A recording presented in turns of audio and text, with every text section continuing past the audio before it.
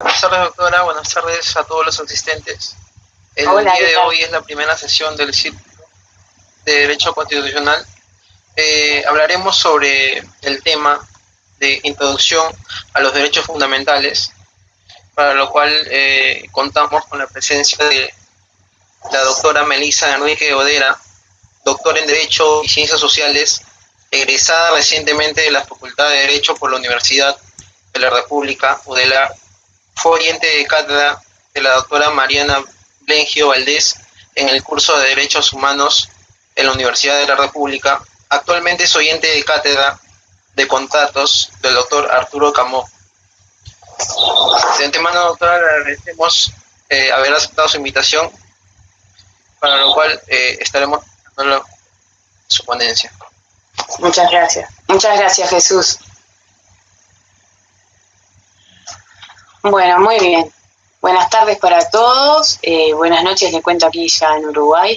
Bueno, voy a iniciar la transmisión que va a tratar de los derechos fundamentales. Primero que nada, les voy a nombrar cierta bibliografía que tengan en cuenta, por si quieren conocer más del tema.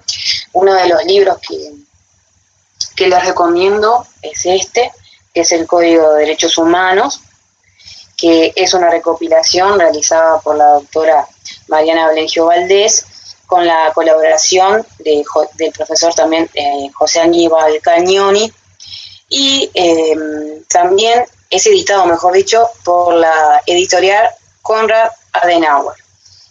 Este libro lo que tiene de bueno, si ustedes quieren consultarlo, lo encuentran en el navegador, en Google, ingresan Código de Derechos Humanos, les muestro más de cerca, ahí, Código de Derechos Humanos, Mariana Blengio Valdés, y está en formato PDF, ¿sí? Así que es de libre acceso. Cualquiera de ustedes lo puede tener.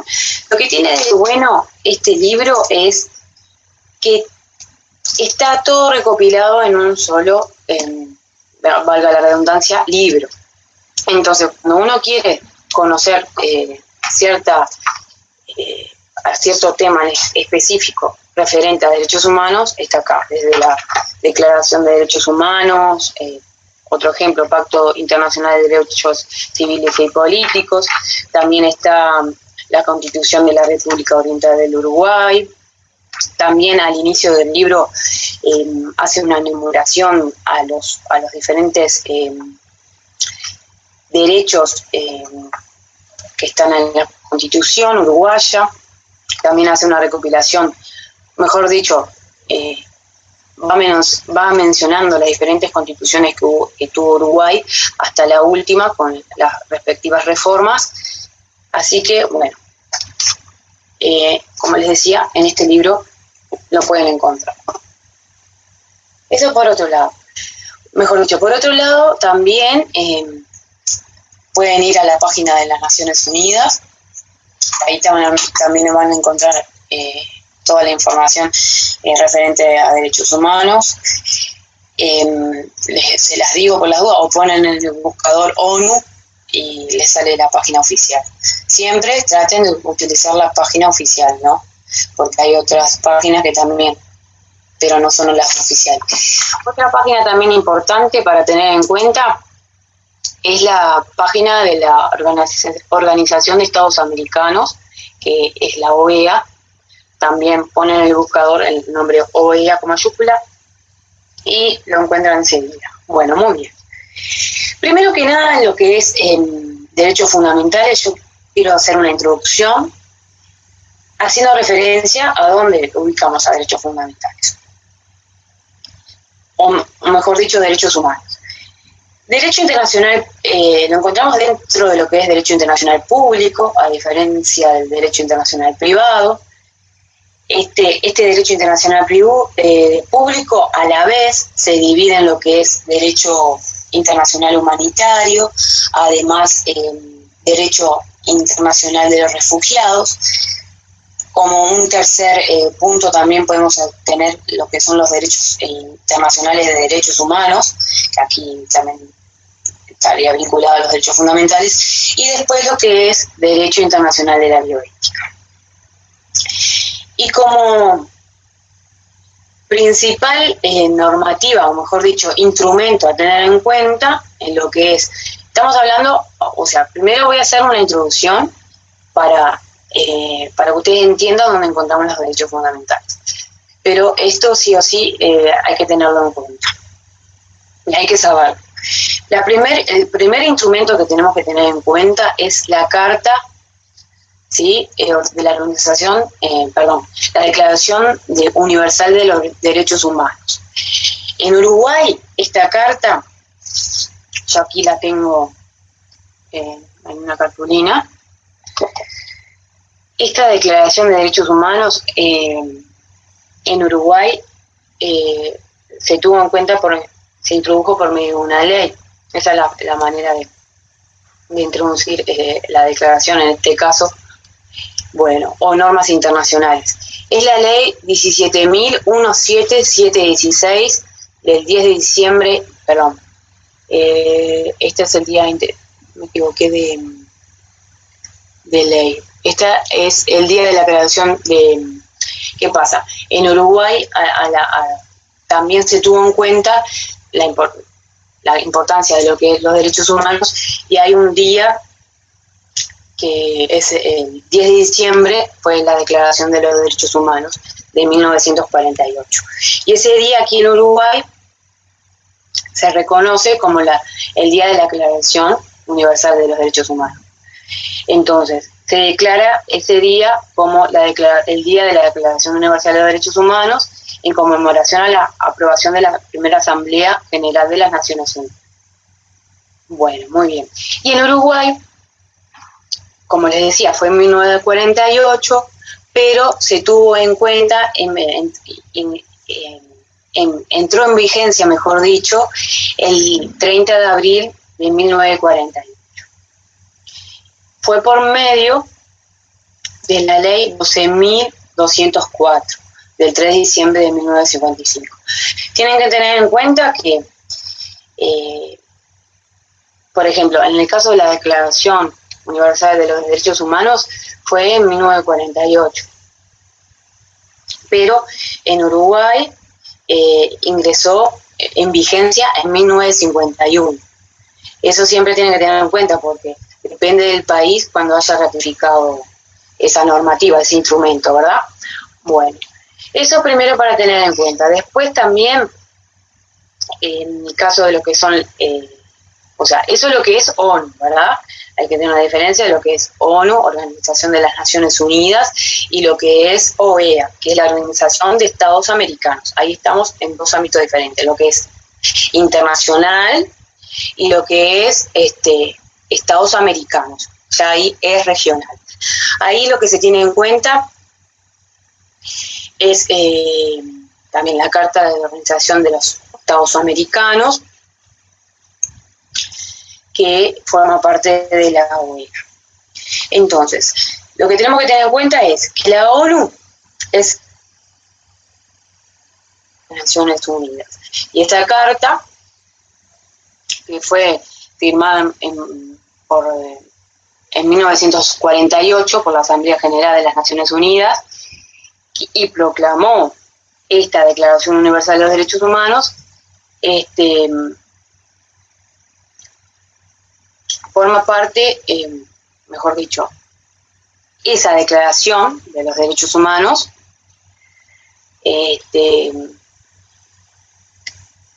tuvo en cuenta, me viene a la mente, hay un cuadro, mejor dicho, muchas fotos de la señora Eleanor Roosevelt, que tiene en la mano, lo pueden buscar en internet, tiene en la mano la declaración, como si fuera un póster, con la Declaración Universal de los Derechos Humanos.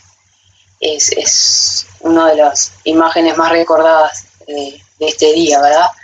Y también la importancia de esa declaración. Muy bien. Como les decía, tenemos lo que es, no sé si alguien, igual al final vamos a tener un espacio para si tienen dudas o quieren hacer algún tipo de disposición. Después también, como les decía, me parece también, para que les quede claro a ustedes, y para seguir después hablando de lo que son la clasificación de los derechos fundamentales, que tengan en cuenta el esquema que les venía diciendo hablando, que se los voy a escribir para que ustedes les quede claro, ¿verdad? Porque una cosa es decirlo, pero acá tengo una pizarra. Espero que no les moleste que escriba o demore un segundito, mientras que... Entonces, como les explicaba, los derechos humanos en general se dividen. Lo encontramos dentro de lo que es el derecho internacional público, a diferencia del derecho internacional privado.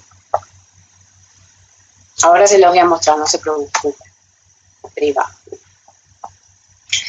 Y encontramos cuatro aspectos, o cuatro derechos, mejor dicho, cuatro derechos que forman parte de ese derecho internacional público, que son derecho internacional humanitario,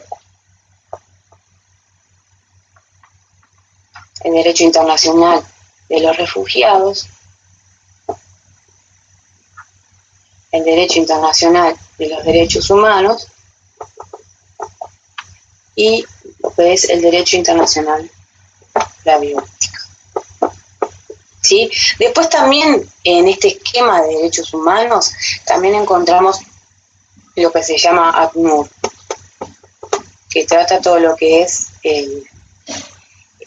vendría a ser el acto comisionado de las Naciones Unidas para los refugiados. Y luego tenemos lo que es la ONU en el ámbito internacional, lo que es la OEA.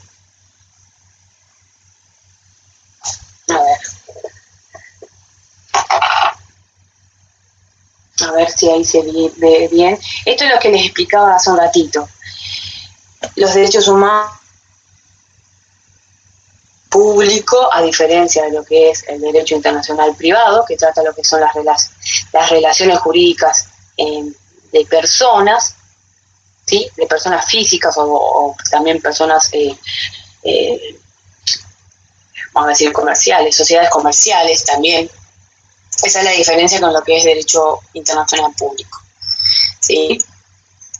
Entonces abarca diferentes derechos como son el derecho humanitario, el derecho internacional de los refugiados, el derecho de derechos humanos y el derecho internacional de la biológica.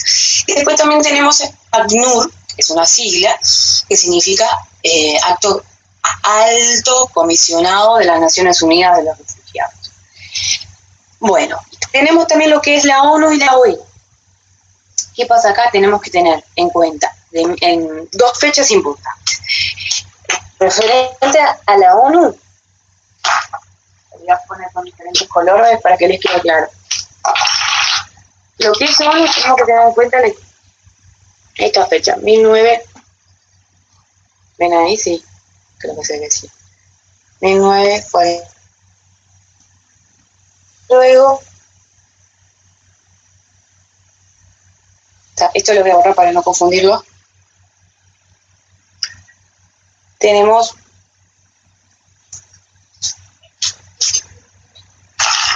la otra fecha, que es 1948. ¿Sí? Una cosa, no sé si me expliqué bien hoy, una cosa es en 1945 el estatuto y otra cosa es la Declaración Universal de los Derechos Humanos. Esta es otra, la Declaración de los Derechos Humanos. Esta fue el 10 de diciembre de 1948, que yo les decía que tuvo que ver, que tuvo mucha importancia la señora de Roosevelt, Eleanor Roosevelt. Bien. ¿Qué tiene lo que es la Declaración Universal de los Derechos Humanos? ¿Qué valor tiene? Tiene un valor obligatorio, ¿sí? Bueno, muy bien. Además, hay otros instrumentos que se tienen en cuenta, como lo son, además de la Declaración de los Derechos Humanos, hay pacto de derechos civiles y políticos y además su protocolo, ¿sí? Espero que se haya entendido el esquema que hice, ¿sí? Bueno, eso por un lado. Después, lo que tenemos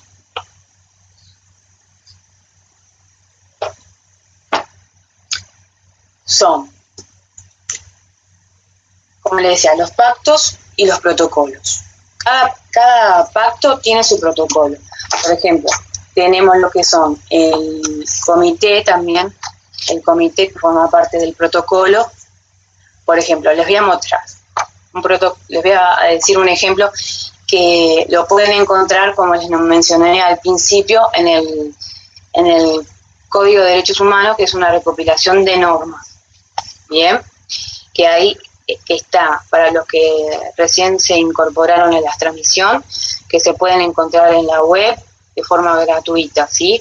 No se preocupen que yo igual al final de la clase les voy a mostrar de nuevo el video, mejor dicho, el libro, para que ustedes lo tengan en cuenta. Por ejemplo, en el libro encontramos lo que es el Pacto Internacional de Derechos Civiles y Políticos. Bien, no sé si se ve, Pacto de Derechos Internacional de Derechos Civiles y Políticos. Y a la vez ese pacto tiene su protocolo, por ejemplo, acá. Tiene.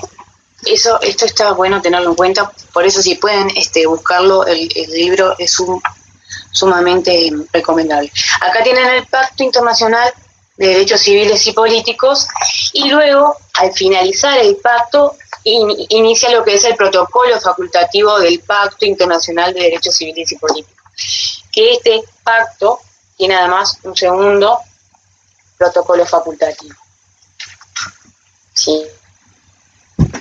Por ejemplo, como también tienen otros protocolos o pactos también. Los que más se tienen en cuenta es el Pacto de Derechos Civiles y Políticos y lo que es el Pacto de Derechos Económicos, Sociales y Culturales por otro lado. Bueno, además de esta normativa, se tiene que tener en cuenta, si quieren lo podemos buscar, son las opiniones consultivas. Una consultiva número 2 de 1982. Se busca opinión consultiva 2/82. Que eso también pueden tener ejemplos acá en el libro. Bueno, muy bien. Para continuar, les quería mostrar, o mejor dicho, mencionar algunas cosas importantes para luego ir a lo que es la definición, o mejor dicho, la diferente clasificación que hay de los derechos fundamentales. Bueno, por un lado, como les decía, encontramos lo que es la ONU, ¿sí? Que la ONU se tiene que tener en cuenta, es lo que es a nivel internacional, ¿sí? Que tiene diferencias con lo que es a nivel regional, como es la Organización de los Estados Americanos. Como les decía, que les había mostrado hoy, había hecho el esquema en el pizarrón, hay que tener dos fechas importantes. Una es ¿sí? Y otra es la fecha del año 1948. En 1948, que es lo que nosotros lo vamos a mencionar más, es la Declaración Americana de Derechos Humanos, ¿sí? Y también se tiene que tener en cuenta, o mejor dicho, hay otro instrumento que se tiene en cuenta. O sea, son muchos instrumentos jurídicos que tienen que ver con lo que son los derechos humanos, ¿sí? la Carta como la Americana de los Derechos Humanos, también el pacto, lo que se le llama también el Pacto de Derechos, el Pacto de San José de Costa Rica, que también Uruguay ratificó. Entonces, también tenemos lo que es la Declaración Americana de los Derechos, como les decía, declaración, no quiero marear, pero voy a decirlo más despacio para no confundirlos. Tenemos por un lado como instrumento la Carta de la Organización de los Estados Americanos, que en Uruguay se tiene en cuenta por la ley 12.204, del 3 de septiembre de 1955. Después tenemos lo que es como instrumento. Si tenemos que tener en cuenta un esquema, bueno, tenemos que poner una columna lo que son los instrumentos. En otra columna podemos ubicar a lo que es la fecha de adopción o la fecha de entrada en vigencia, y después también lo que es el número de las leyes, ¿no? En este caso yo voy a decir el ejemplo de lo que es en Uruguay. Luego tenemos como otro instrumento la Declaración Americana de los Derechos y Deberes del Hombre, que la fecha es del 2 de mayo de 1948. Después también tenemos lo que es la Convención Americana de los Derechos Humanos, ¿sí? Que es lo que yo le decía, que es el Pacto de San José, conocido por el Pacto de San José de Costa Rica, porque es en San José de Costa Rica donde se llevó a cabo. Ahí esa convención es del 22 de noviembre de 1969, ¿sí? Y Uruguay la ratificó el 18 de julio de 1970. Y fue ingresada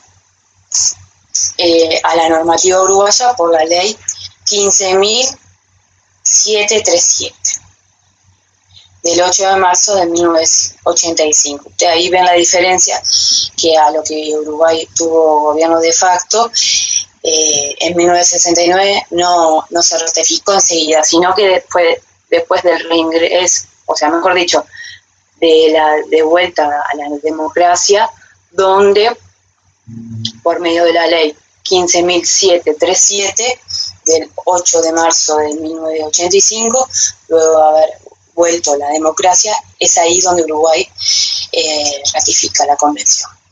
Luego también tenemos lo que se conoce como otro instrumento, como el Protocolo de San Salvador.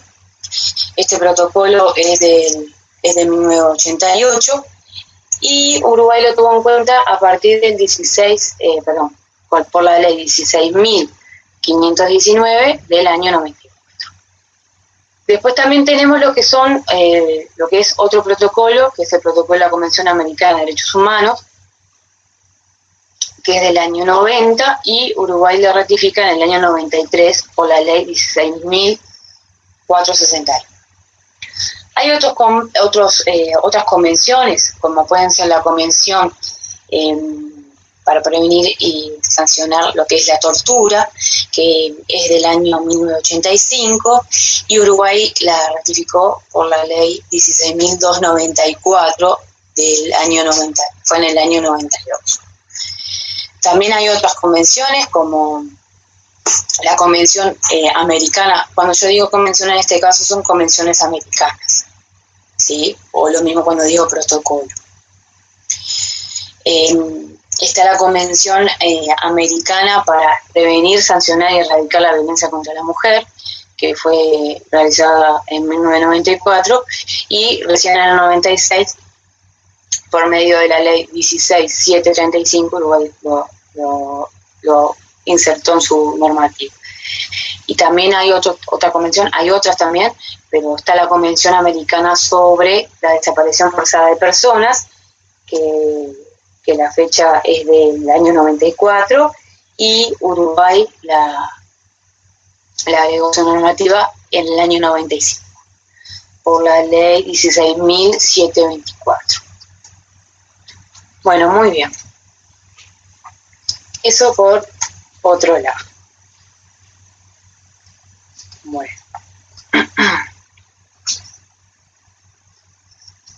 Bueno, ahora ingresando a lo que es los derechos fundamentales, hay que hacer una clasificación. Bueno, lo que se trata de lo que son los derechos fundamentales, se puede hablar de lo que son derechos fundamentales, si vieron cómo hoy hice la clasificación de lo que es derecho, donde ubicamos los derechos humanos por medio de la pizarra. Bueno, aquí lo que es los derechos fundamentales, tenemos que hacer también una clasificación en 4 aspectos. Primero, por el contenido. Después, como segundo criterio, por su ámbito de aplicación. Luego, como un tercer criterio, por la razón de sujeto. Y como un cuarto criterio, por razón de forma de ejercicio. Si quieren, para que les quede claro, yo lo anoto aunque se pierda unos segunditos, me parece que para los que están mirando que queda más claro que yo diciéndolos y nombrándolos, ¿sí? No sé por qué borro con el dedo cuando tengo borrador. Muy bien. Bueno, entonces, tenemos lo que son derechos fundamentales, como les había comentado. Entonces, fundamentales. Entonces, la clasificación, la primera sería 4, ¿verdad? La primera sería por su contenido.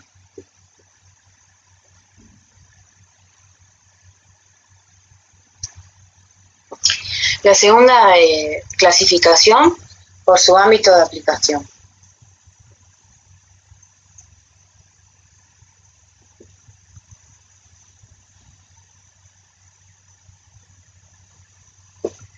La tercera clasificación sería por razón de sujeto.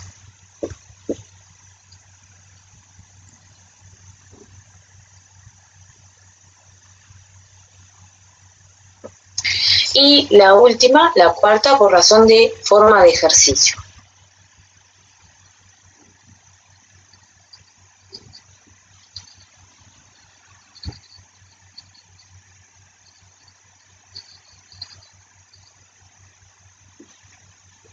Bueno, esas serían las cuatro tipos de clasificación de lo que son las normas, los derechos fundamentales.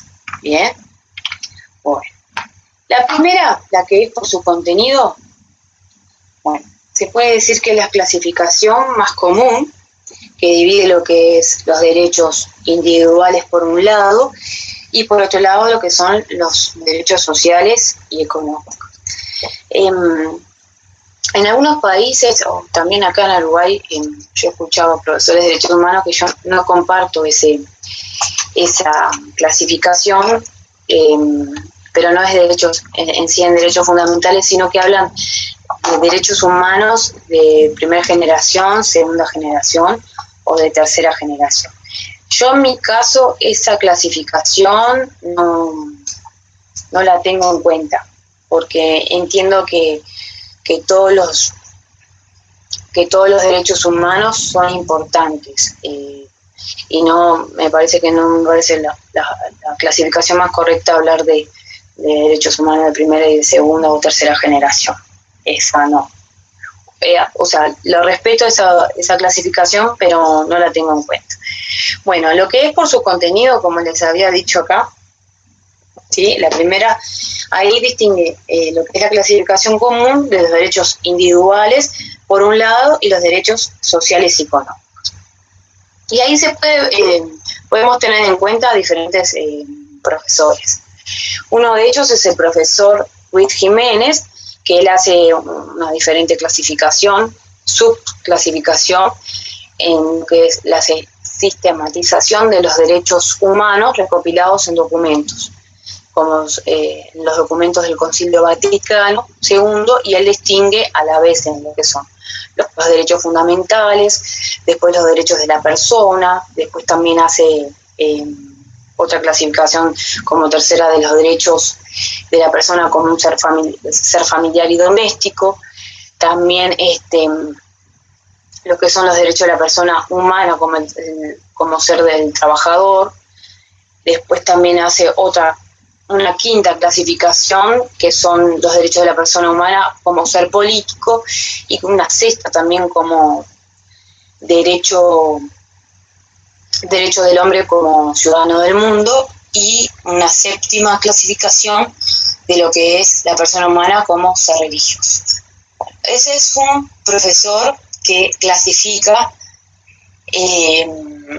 a lo que son los derechos fundamentales por su contenido, ¿sí? Y hace una sistematización por intermedio del Concilio Vaticano II. Después tenemos otro profesor, que es el profesor González Campos. Este profesor hace una clasificación de acuerdo a lo que es la Declaración de la Organización de las Naciones Unidas, de la ONU, ¿sí? Y a diferencia de Ruiz Jiménez, su clasificación es, primero, los derechos inherentes a la asistencia de la persona, por un lado, eso como un numeral primero. Después, como un segundo numeral, también habla de lo que son los derechos relativos a la protección y seguridad de la persona. Y luego también habla de lo que son, como un tercer aspecto, los derechos relativos a la vida política. Como cuarto, habla de lo que son los derechos de contenido económico-social. Y quinto, habla de lo que son los derechos relacionados a la vida social y a la jurídica de la persona.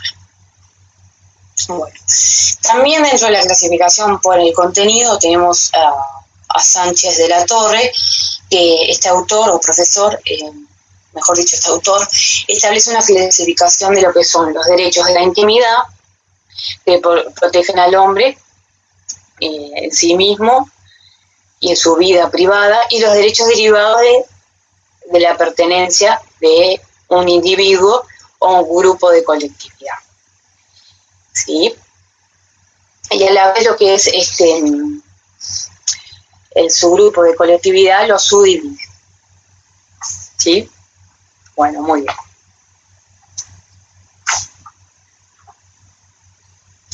Después tenemos otros autores, como el profesor Castán, ¿sí? Castán Tobeñas, con C, Castán Tobeñas, que este profesor hace una clasificación de lo que son los documentos de las organizaciones internacionales, ¿sí?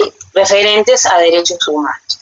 Entonces ahí clasifica o los pone en diferentes grupos, como son los derechos políticos, los derechos civiles y los derechos económicos, sociales y culturales.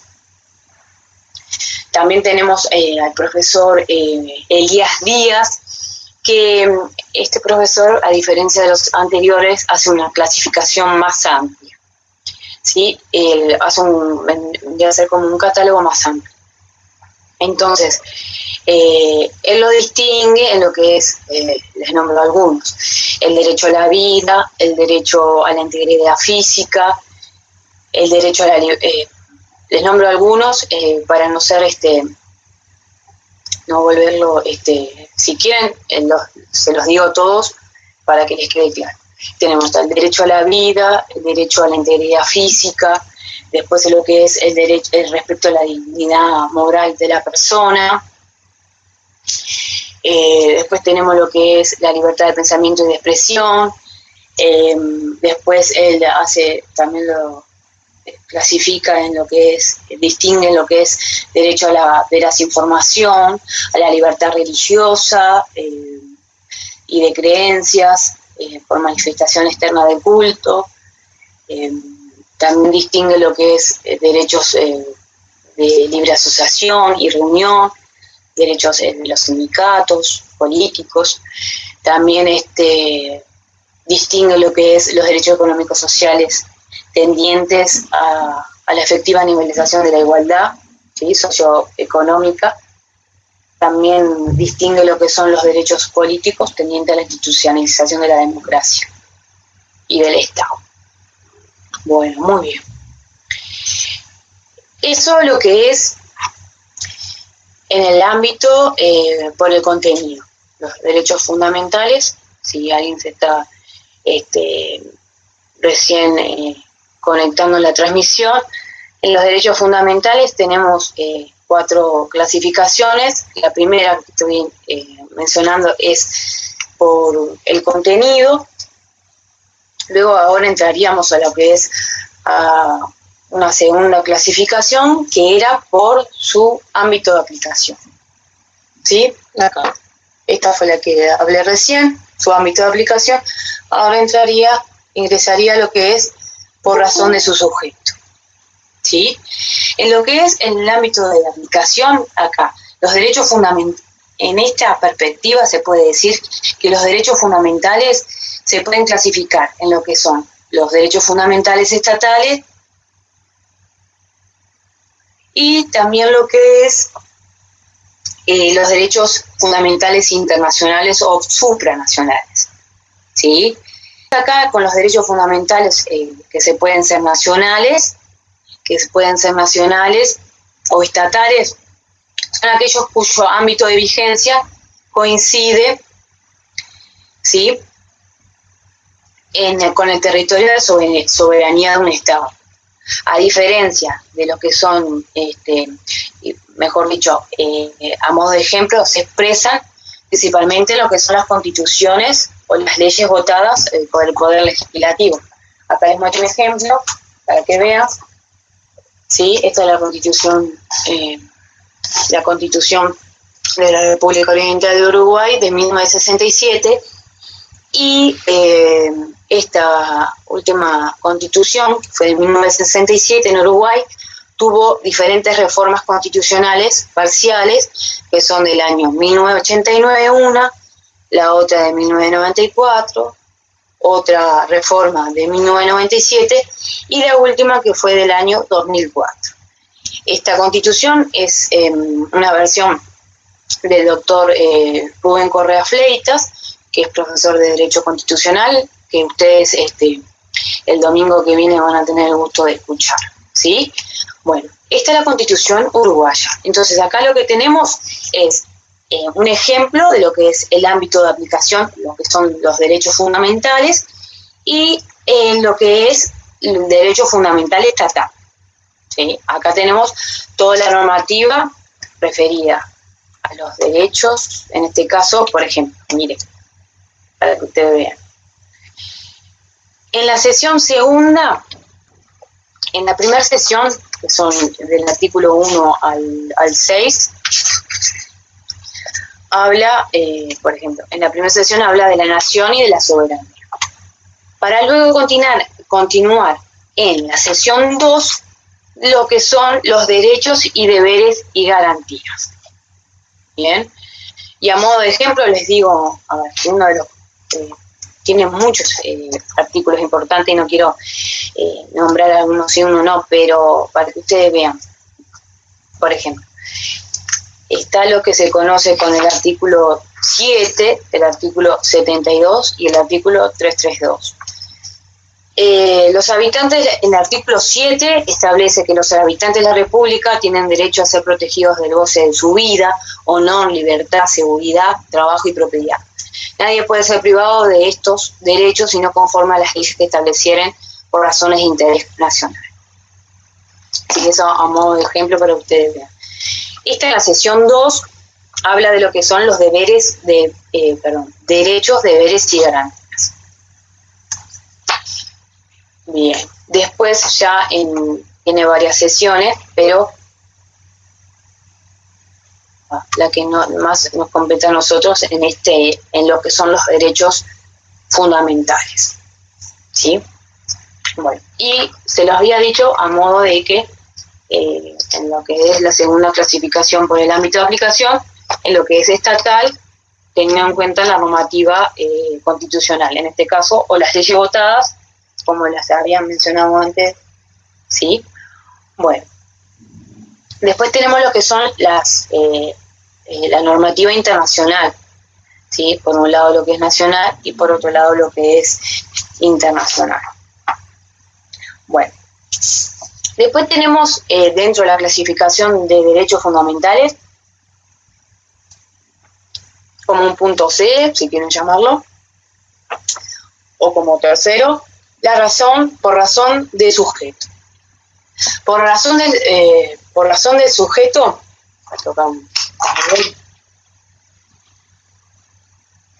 por razón del sujeto, acá se tienen en cuenta a un autor que es Capitán.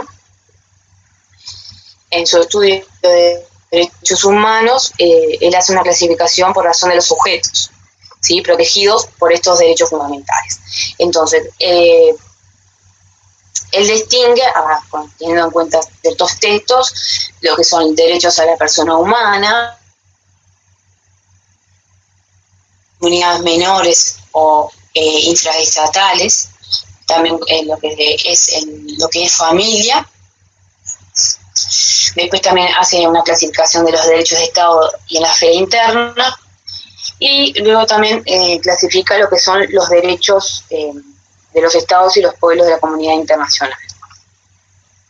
Bueno, eso como tercer aspecto, o mejor dicho, o si quieren llamarlo literal C, que era por razón de sujeto, del sujeto. Por otro lado, después tenemos lo que es la cuarta clasificación, que es por razón de la forma de ejercicio. En este caso, por razón de la forma de su ejercicio, perdón que acá escribí, me faltó el artículo la. En este caso, en el cuarto numeral, se puede decir que este criterio podemos distinguir, por un lado, lo que son los derechos de crédito, los derechos de participación, por un lado, y por otro lado, lo que son derechos de crédito. O también se puede considerar esos derechos de crédito como los derechos o exigencias, derechos de crédito o exigencias de comportamiento por parte del Estado.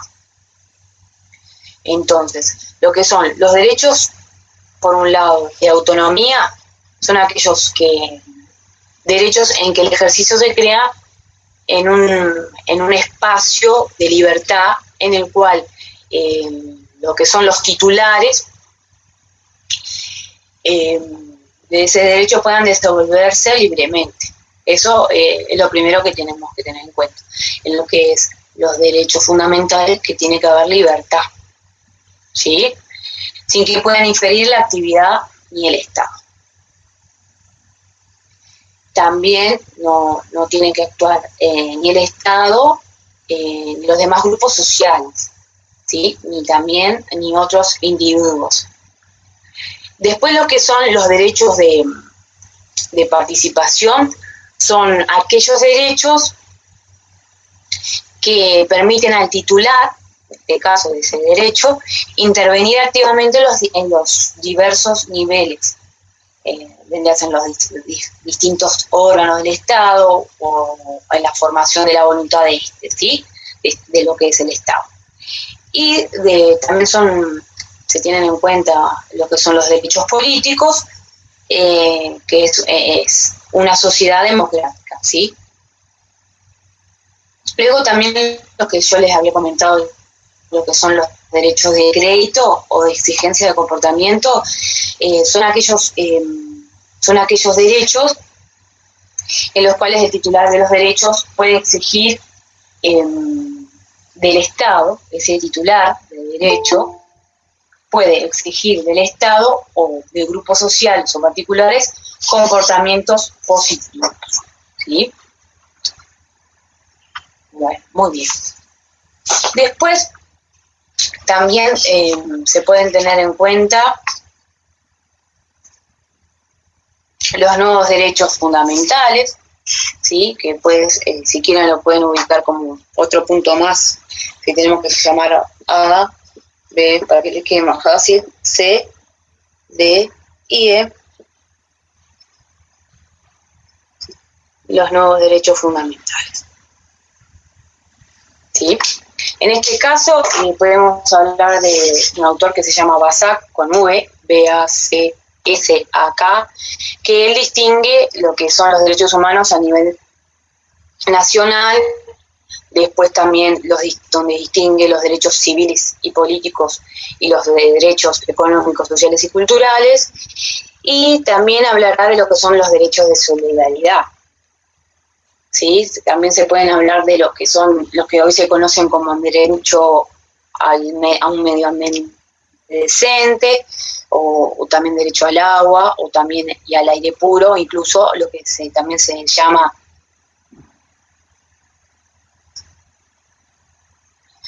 Bueno, como para ir finalizando, les voy a leer una frase de Eleanor Roosevelt, que era la esposa de Roosevelt, que dice así: el futuro pertenece a quienes creen en la belleza de sus sueños. Eleanor Roosevelt. Bueno, les doy las gracias por estar compartiendo este rato, esta transmisión, y quedo a las órdenes para si tienen alguna pregunta. Muchas gracias.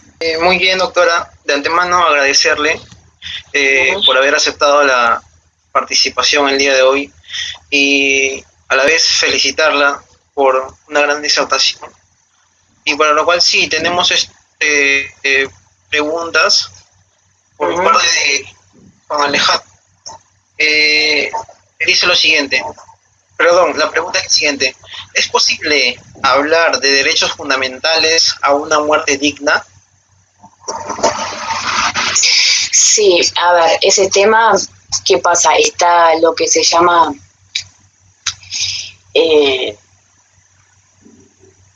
son temas delicados, ¿no? A mí me parece que si lo que es derecho fundamental es el tener una muerte digna, sí, todos tenemos derecho a tener una muerte digna. Pero no comparto, a mí me pasa en mi caso personal que yo soy creyente, entonces soy cristiana, entonces en lo que es el caso de la eutanasia no lo comparto, pero a ver, hay profesores o otros colegas que piensan que sí. No sé si está respondida mi pregunta, pero si no, se puede volver a repreguntar. Le decía que también tenemos una segunda pregunta, pero es repetitiva. La pregunta es la siguiente. ¿La eutanasia se puede decir que es parte de un derecho fundamental? Sí, te vuelvo a decir lo mismo. Lo que pasa que lo que es la eutanasia es un acto de que una persona puede provocar intencionalmente la muerte a otra persona, ¿no? Que padece una enfermedad incurable, ¿verdad? Estamos ante ese hecho.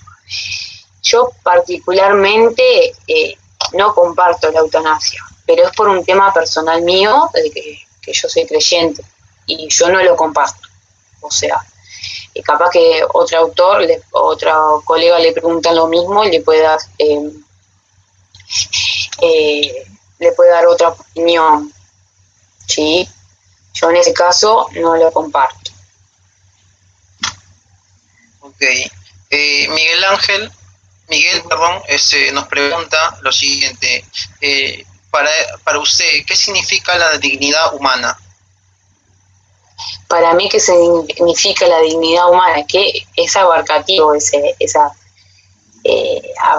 dignidad humana significa que una persona pueda realizar su vida teniendo aspectos básicos como lo que es estamos hablando de una vivienda digna,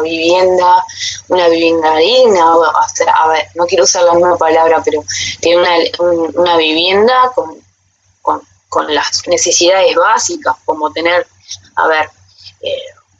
una ducha para poder bañarse, también el tener un alimento, en tener un centro asistencial donde pueda acudir en caso de enfermedad. Eso es lo que es, me parece, dignidad humana, ¿no? el tener aspectos básicos cubiertos, ¿sí? No sé, que los niños no estén desnutridos, el tener una buena educación desde la infancia, tanto de la primera edad inicial, escuela, después liceo y después llegar al nivel universitario también, o sea, vendría a ser lo esencial, ¿no? Como ser humano. O sea, esos aspectos de que uno sí o sí, por el que el ser humano tendría que tener, tiene que tener, mejor dicho. No sé si está respondida ahí la pregunta. Es una definición que, a ver, que abarca muchos aspectos. La dignidad humana capaz que para mí no es lo mismo para otra persona, pero me parece que va vinculado a lo que son los aspectos que esa persona, por ser humano, tiene que tener, ¿verdad? El derecho a la educación, el derecho a tener una vivienda, a tener alimento. Es un mix, tendría que ser, ¿no? Pero eso me parece a mí que es lo primero que tendría que tener esa persona.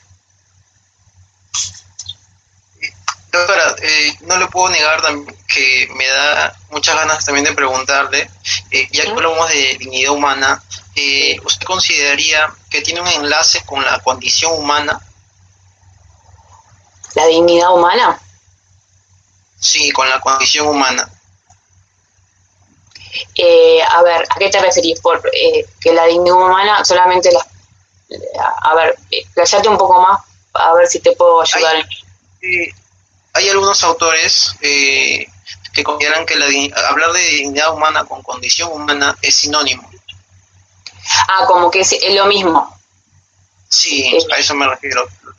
Lo ponen como un sinónimo. Condición humana como dignidad humana. Sí. La verdad que no estaría segura, pero tendría que estudiar más al tema. Si se puede. ¿Sabes algún autor en especial que hable de eso o es en general? No, es en general. Revisando algunos artículos encontré que lo utilizaban como un sinónimo, ¿no? Para lo cual me parecía un poco delicado, ¿no? Usar vida humana con condición humana. Sí, me parece que sí, no sé, a ver, en lo que estoy diciendo, sentido común, a mi criterio personal, no sería lo mismo con dignidad humana que con misión, pero depende del autor, como vos bien decías. En mi caso, estudiar más profundo el tema y te diría después. Para terminar, doctora, tenemos una última pregunta. A consideración suya, ¿cuál es el derecho fundamental más importante? El derecho fundamental más importante, y me parece que la vida, ¿no? Cualquier persona tiene derecho a la vida, ¿no? Y bueno, acá podemos entrar en temas del aborto y temas más profundos, ¿no? Pero como yo les decía hoy, el tema del artículo 7 de la Constitución uruguaya, de la Carta Magna, que dice, ¿no? En este caso habla de todos los habitantes de la República, pero también sería internacionalmente hablando también, cuando habla de lo que es que todos los habitantes tienen derecho en el goce de su vida, honor, miren la numeración que hace, vida, honor, libertad, seguridad, trabajo y propiedad. Y que nadie puede ser privado de estos derechos sino conforme a las leyes que establecen por razones de interés general. Y luego sigue hablando y dice que todas las personas son iguales ante la ley, no reconociéndose otra distinción que de los talentos y sus virtudes, ¿verdad? Creo que el derecho fundamental para mí sería el goce de la vida, primero que nada. No sé si comparten lo mismo, pero es mi criterio. Claro, pues, acá en Perú también se habla y la gran la comunidad jurídica también se refiere a la vida, es el derecho fundamental por excelencia, ¿no? Que está por sobre cosas. Se habla de hecho absoluto, el derecho una distinción que se hace, ¿no? Sí, sí, claro, acá también compartimos, la gran mayoría comparte que la vida es el derecho por excelencia, pero recordemos que por historia los grandes códigos han sido en base a la propiedad. Sí, también. La propiedad se podía vulnerar, inclusive hasta el mismo derecho fundamental. Doctora, muchísimas gracias por haber aceptado la invitación. De parte del grupo académico LESCORE y como coordinador del Círculo de Derecho Constitucional de la Universidad de Villarreal, le agradezco el haber aceptado la invitación y haber dado esta atención. Esperamos contar con usted para una futura exposición o ponencia.